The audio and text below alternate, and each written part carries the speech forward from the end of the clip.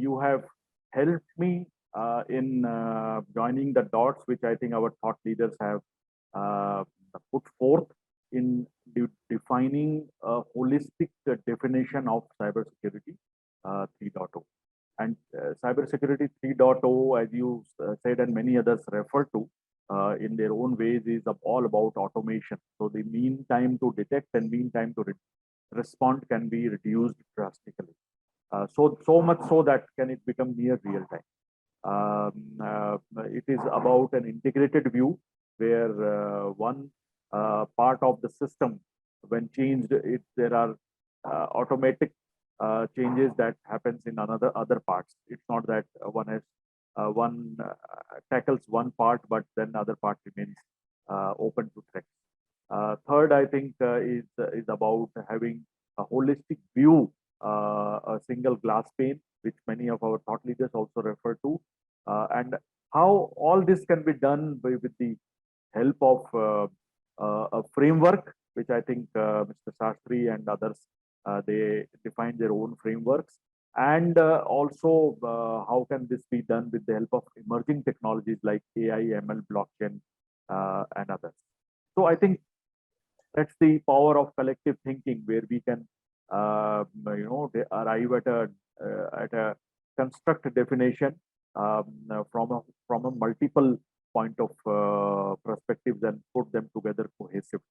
Okay, great. So once it is done, let me now ask the question that I have in mind is, of course, that's the ideal state. And we are all in our journey to reach that ideal state. So my question to each one of you, if you can share your experience, your organization's experience, without, of course, not referring to the specifics, because I understand there are competitive positions that you don't want to compromise upon. That's perfectly all right. Even we would want you to share only generic things which emanate from your experience. Where are we in the journey today? And what would be the priority for the next, let's say, 12 to 18 months? Where are we means it is an unending journey. Yeah. Because now, as Mr. Shastri told earlier, cyber criminals are using all the AI, ML kind of techniques to come out with new cyber threats. So the cyber security 3.0 means tomorrow the 4.0 may come, 5.0 may come, because we have to come out with newer techniques to combat these cyber threats. So here, as far as our organizations are concerned, we are moving ahead from where we were earlier. So we have set up our cyber security operations center, and we have integrated all the logs to our SIEM, and then we are monitoring all the activities, whatever are happening. But still, again, there is one more challenge that what we feel is that nowadays cyber threats are not signature based or what we know. So nowadays these zero-day attacks are coming. So there definitely the AI and ML and other kind of techniques, whatever that are coming, have to be improved on a day by day. And the solution providers like our friends who have discussed now, they have to come out with the newer solutions to mitigate the risks, because there is no prevention of the cyber threat. We can't see that nowadays, because it is going to happen. And zero-day attacks and also the live attacks have to be encountered, and we have to take that to the next level. Yes, we are in the current year, we are increasing our cybersecurity budgets to prevent the attacks and also to mitigate the risks. And we are trying to implement the AI-based some tools. And also the most important thing is the education of our employees. So we have to make the cyber security understanding people, starting from the board to the lowest cadre of the employees. So that we are making this year. And also we are going to keep these trainings continuously for the employees. And also the investment also we are increasing what we have done earlier. We are increasing the budgets. So, And lastly, what I want to tell is the partners who are working with us, Mrs. Asri rightly pointed out, they should be exclusive cybersecurity experts. That should not be just one of the service verticals where we are very difficult in getting the services on time and also the appropriate solutions sometimes. So this year we are planning to take only exclusive cybersecurity experts who are reputed in the market. So we are thinking in that direction. Security is something, I guess some more dynamic and adaptable. I always say that security is always a very dynamic and adaptable.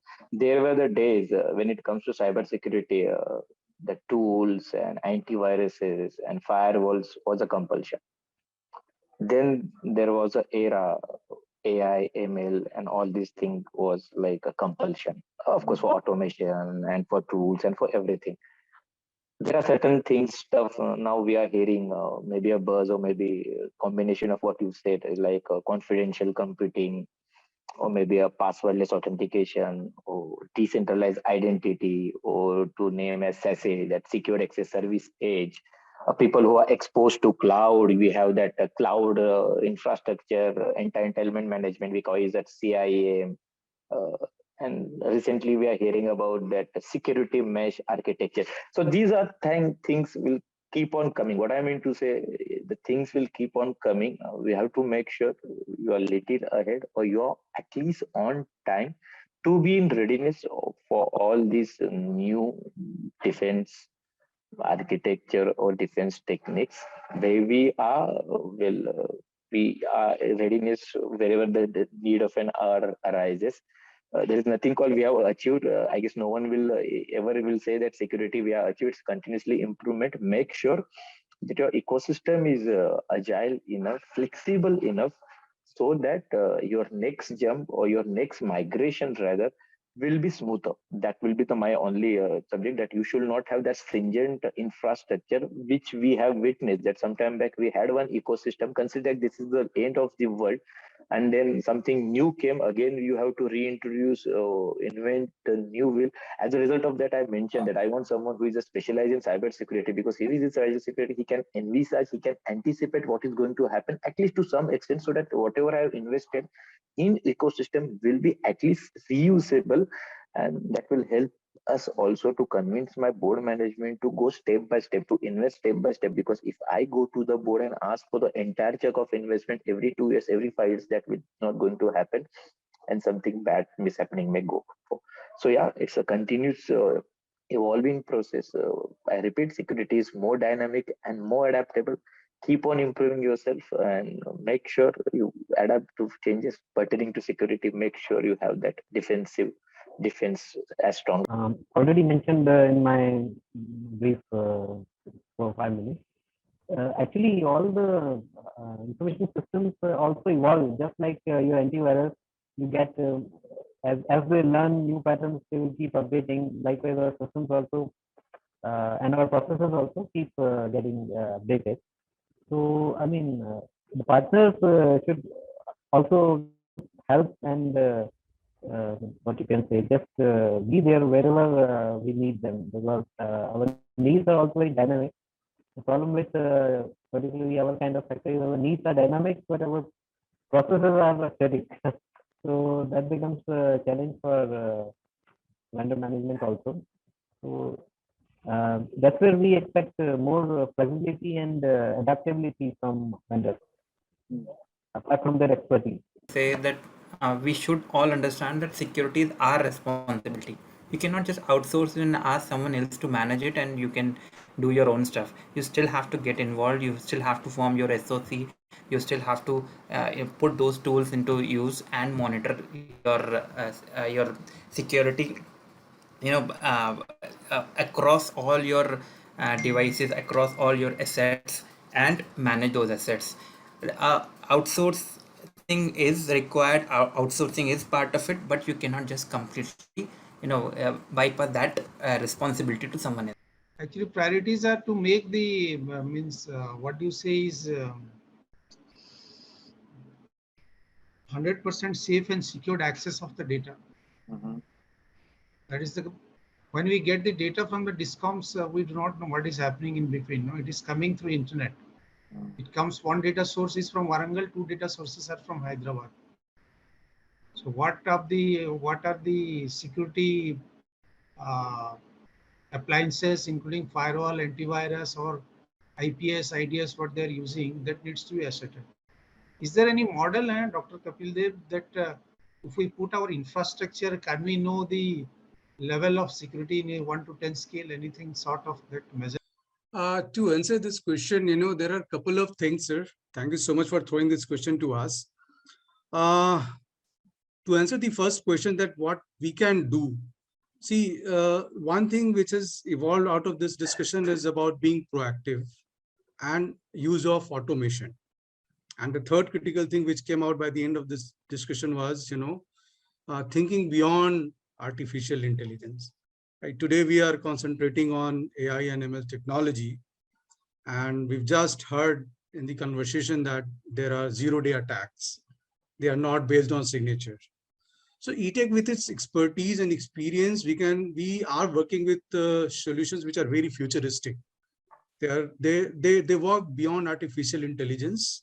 They are not dependent on any signature. So you can identify even an unknown threat, which is which has inflated in your organization. It is trying to bring about any I would say sort of decoding in the runtime environment, the servers that you have, any application which is running. So we have such technologies that we can come out with, and that we are already proposing to a lot of customers in India and across the world. And another facet is, in terms of protecting your critical information and data, which is moving from one end to the other, is to adopt a technology which is fourth generation, I would say, data exfiltration protection tool. So these are a couple of things which an organization must adopt, and we have been deploying this in a lot of key government agencies in India as well as abroad, where it is very pertinent to understand the content of the data. Like, gone are the days now when you use extension-based protection of the information. You cannot be dependent on that. You need to understand that what is the underlying content in that information. So there should be an automation of tool which can automatically classify your data, which can automatically detect if there is an unknown vector sitting inside your system and trying to exfiltrate your critical information. So the automation of GRC, governance, right? So you have like banking sector, you have a lot of policies related to PCI DSS, PII, right? So you should have a tool which can automatically classify your data and which can automatically deploy these policies within the organization without least intervention of yours. And you have a comprehensive information in front of you, all the logs and all the reports that you have. I'm not, naming any particular product, but with my experience, I'm talking that one should adopt such automated solutions, because this can make yourself being proactive in managing your entire cybersecurity scenario. And to sum up, in the end, and these are all cost-effective solutions.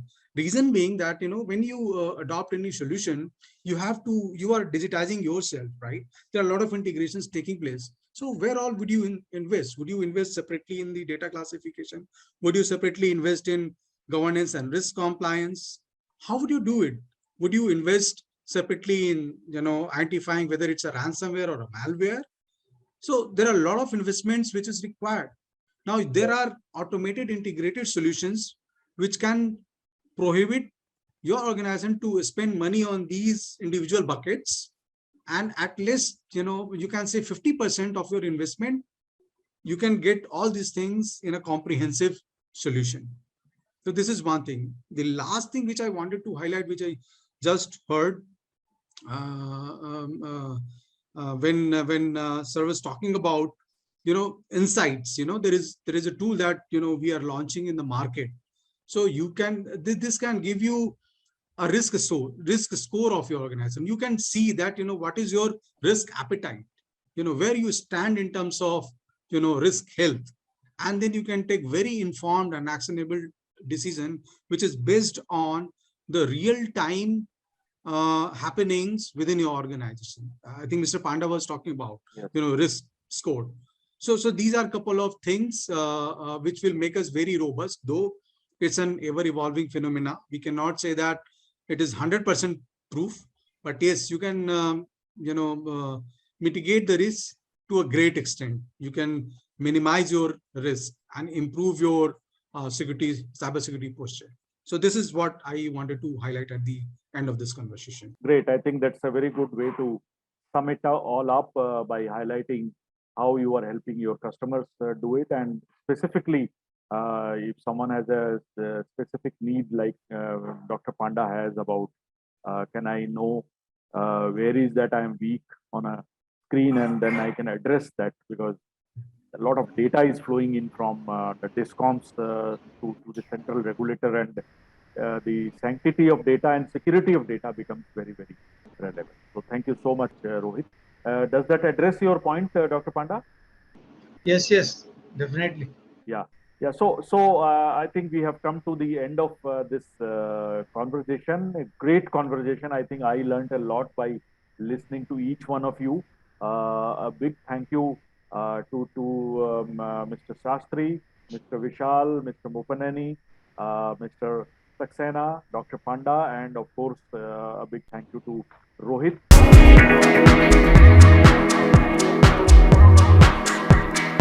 Mama,